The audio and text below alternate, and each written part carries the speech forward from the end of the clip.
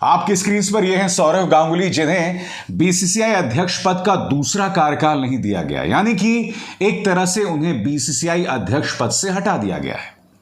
यह कहकर कि सौरव गांगुली के कार्यकाल में भारतीय क्रिकेट जो है वो ढलान पर था। मगर बड़ा प्रश्न, अगर सौरव गांगुली पर इसकी गाज गिरी है तो अमित शाह के बेटे जय शाह को क्यों बचाया जा रहा है?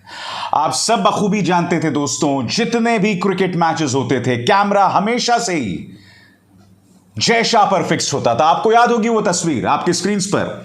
भारत ने एक शानदार जीत हासिल की थी। एक शख्स ने भारतीय तिरंगा जय शाह को दिया था और जय शाह ने उस तिरंगे को पकड़ने से इनकार कर दिया था। जय शाह बीसीसीआई के अंदर इस वक्त सबसे ताकतवर व्यक्ति है, मगर जहां सौरव गांगुली जो भारतीय क्रिकेट की आन बान शान है, उन्हें अध्यक्ष पद से हटा दिया गया है। हटाया नहीं गया, चलिए, उन्हें दूसरा कार्यकाल नहीं दिया गया है। जय शाह वहां बने हुए हैं। यही नहीं दोस्तों, इस वक्त पूरा बीसीसीआई भाजपामय हो गया है। क्या आप जानते हैं इस वक्त बीसीसीआई का खजाना कौन संभाल रहा है? आपके स्क्रीन पर आशीष शेलार, जो कि मुंबई क्रिकेट एसोसिएशन के अध्यक्ष हुआ करते थे। क्या आप जानते हैं आईपीएल के चेयरमैन कौन हैं? आपके स्क्रीन पर अरुण धूमल, जो कि देश के गद्दारों को गोली मारो वाले जो मंत्री हैं, सूचना और प्रसारण मंत्री अनुराग ठाकुर के भाई अरुण धूमल। पूरी तरह से बीसीसीआई जो है वो इस वक्त भाजपामय हो गया है। टीएमसी और कांग्रेस ने इस पर करारा हमला बोला है। टीएमसी का सीधे तौर पर कहना है कि सौरव गांगुली पर गाज इसलिए गिरी है क्योंकि 6 मई 2022 को अमित शाह ने मुलाकात की थी, जैसा कि आप इन तस्वीरों में देख सकते हैं, सौरव गांगुली के साथ। और यह वो आखिरी मौका था जब अमित शाह ने उनसे अपील की थी कि आप बीजेपी में शामिल हो जाएं। सौरव गांगुली ने लगातार मना कर दिया और ऐसा उन्होंने दूसरी बार किया था, क्योंकि इससे पहले जब पश्चिम बंगाल के चुनाव हो रहे थे, उस वक्त भाजपा को यह उम्मीद थी कि सौरव गांगुली भाजपा की खुलेआम मदद करेंगे, यहां तक कि उनका चेहरा भी बनेंगे। मगर सौरव गांगुली ने राजनीति में घुसने से इनकार कर दिया। बताया जा रहा है कि उसी का बदला लेने के लिए सौरव गांगुली को दूसरा कार्यकाल नहीं दिया गया है। दरअसल मैं आपको बतलाना चाहूंगा कि सौरव गांगुली ये उम्मीद कर रहे थे कि उन्हें दूसरा कार्यकाल मिलेगा, मगर बावजूद उसके उन्हें ऐसा नहीं दिया गया है। मैं आपसे एक सवाल पूछना चाहता हूं कि क्या सारा दोष सौरव गांगुली के कंधों पर ही डाला जाना चाहिए? क्या बीसीसीआई सचिव जय शाह का कोई दोष नहीं है? क्योंकि अगर भारतीय क्रिकेट जो है वो ढलान पर है, अगर भारतीय क्रिकेट जो है इंटरनेशनल मैचेस में अच्छे से काम नहीं कर पा रहा है, तो मैं सीधे तौर पर आपसे पूछना चाहता हूं कि इसके लिए जय शाह दोषी क्यों नहीं है? क्योंकि जय शाह जब से ताकतवर हुए हैं, भारतीय क्रिकेट का सबसे बड़ा सितारा विराट कोहली के खेल में भी जो है गिरावट आई। जब आप सौरव गांगुली पर भारतीय क्रिकेट की खराब प्रदर्शन का दोष मढ़ सकते हैं, तो विराट कोहली के खराब प्रदर्शन के लिए आप जय शाह को क्यों नहीं दोष दे सकते हैं? दोस्तों, आप जानते हैं बीसीसीआई इस वक्त इस कदर बीजेपी के सामने नतमस्तक है कि अभी कुछ दिनों पहले बीसीसीआई ने केंद्र के एक प्रभावशाली मंत्री के साथ मुलाकात की थी और इसी बैठक के अंदर सौरव गांगुली को हटाने का प्लान बना लिया गया था। सबसे दुख की बात यह है दोस्तों कि जहां जय शाह की कोई जवाबदेही नहीं है, वहीं प्रधानमंत्री नरेंद्र मोदी बड़ी बड़ी रैलियों में सामने उभर कर आते हैं और कांग्रेस के परिवारवाद पर हमला बोलते हैं और कहते हैं कि हमने परिवारवाद को जड़ से खत्म कर दिया है। भाजपा का परिवारवाद इतना ज्यादा खतरनाक है कि वो भारतीय क्रिकेट की जड़ों को खोखला कर रहा है। कांग्रेस ने दोस्तों करारा हमला बोला है। क्या कह रही है सुप्रिया श्रीने? ध्यान से सुनिए। सबसे पहले तो मैं आपको बीसीसीआई पर ही जवाब दे देती हूं। बीसीसीआई का तो कॉन्स्टिट्यूशन बदल दिया गया कि अमित शाह जी के बेटे वहां पर बने रहें। इतने धुरंधर खिलाड़ी थे वो क्रिकेट के, इतने कीर्तिमान उन्होंने स्थापित किए थे, इतने बड़े बड़े वर्ल्ड रिकॉर्ड लगाए थे कि उनके अलावा वो जगह किसी को मिल नहीं सकती थी। उनसे ज़्यादा उपयुक्त कैंडिडेट कोई नहीं था। तो बीसीसीआई का तो जो संविधान था वही बदल दिया गया। परिवारवाद की बात मोदी जी खड़े होके करते हैं उस स्टेडियम में जहां पे सरदार पटेल का नाम बदल के जीते जी अपना ही नाम उन्होंने रख लिया। वहां पे खड़े होकर वो बोलते हैं कि परिवारवाद खेल में नहीं होना चाहिए। अरे थोड़ी शिक्षा अमित शाह जी के लड़के को, धूमल जी के लड़के को, अनुराग ठाकुर के भाई को ऐसी थोड़ी शिक्षा दिया कीजिए। अब कौन बन रहा है कौन नहीं बन रहा है इस पर हमारा कोई वक्तव्य नहीं है। किसको बनना चाहिए, ऐसी जगहों पर खिलाड़ी होने चाहिए।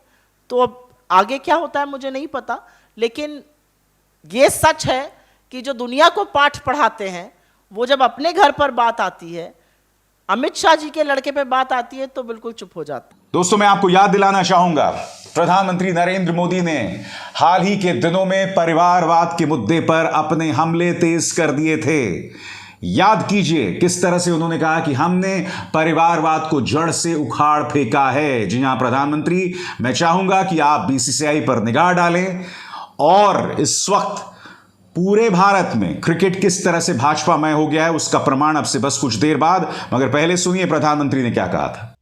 हमारे यहां कुछ राजनीतिक दल है जो सिर्फ और सिर्फ अपने अपने परिवार के हितों के लिए काम करते हैं। परिवारवादी सरकारों में परिवार के सदस्यों का स्थानीय निकाय से लेकर संसद तक में दबदबा रहता है। ये लोग भले ही अलग अलग राज्यों में हो, लेकिन परिवारवाद के तार से जुड़े रहते हैं। एक दूसरे के भ्रष्टाचार को ढककर रखते हैं। बीते दशकों में इस वजह से देश का बहुत बड़ा नुकसान हुआ है। लेकिन खेलों में जो प्रोफेशनलिज्म होना चाहिए था, उसकी जगह परिवारवाद और भ्रष्टाचार ने ले रखी थी।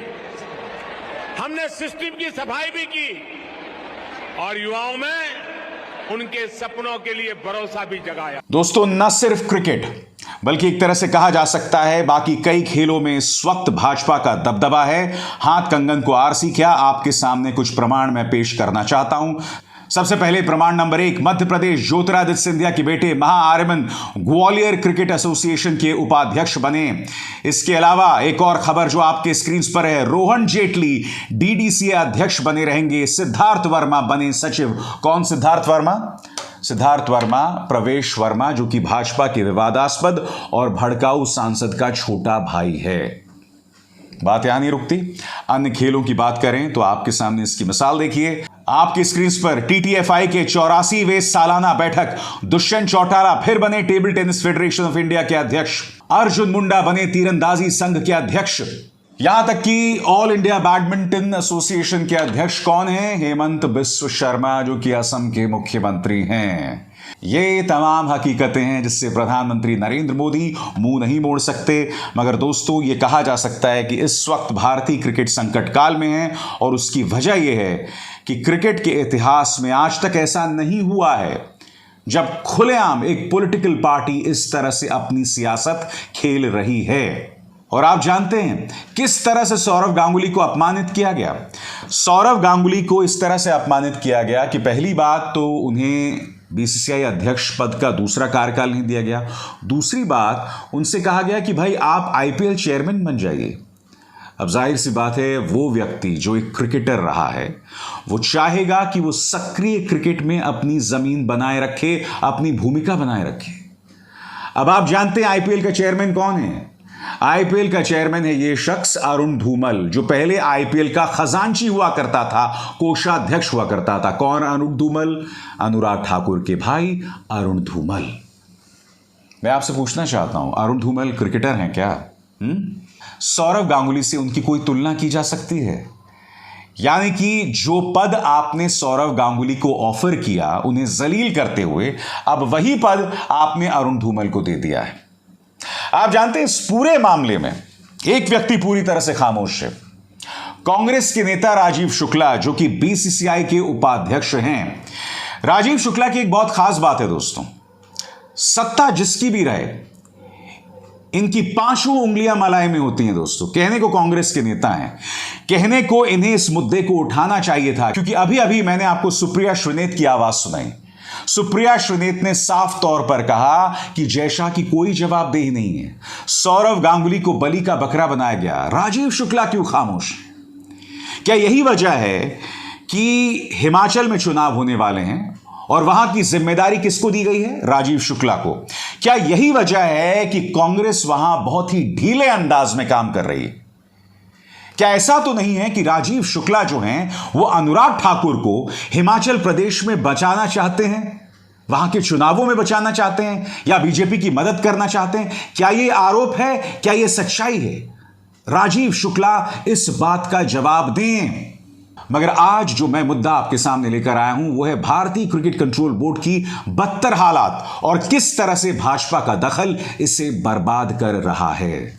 इस वक्त बीसीसीआई जिस तरह से भाजपामय हो गया है, मुझे बहुत ताज्जुब नहीं है दोस्तों, क्योंकि बीसीसीआई में भी वही हो रहा है जो पूरे देश में अन्य संस्थाओं के साथ हो रहा है। मीडिया पर निगाह डालिए, मीडिया पूरी तरह से भारतीय जनता पार्टी की प्रवक्ता बन गई है। सीबीआई, इनकम टैक्स और एनआईए कहने को 3 बड़ी जांच एजेंसीज, मगर तीनों सिर्फ और सिर्फ विपक्ष की सुपारी लेकर जो हैं वो विपक्ष पर निशाना साधते हैं। चुनाव आयोग की बात करें, चुनाव आयोग राहुल गांधी को नोटिस जारी करता है, मगर जब अमित शाह कुछ गलती करते हैं या प्रधानमंत्री नरेंद्र मोदी कुछ गलती करते हैं तो उन्हें नोटिस नहीं जारी किया जाता है। उल्टा अशोक लवासा जैसे चुनाव आयुक्त अगर नोटिस जारी करते हैं तो उनके पूरे परिवार को इनकम टैक्स अधिकारी निशाने पर लेते हैं। यह हालत है न्यू इंडिया की, यह हालत है 2022 के भारत की। अभिसार शर्मा को दीजिए इजाजत। नमस्कार।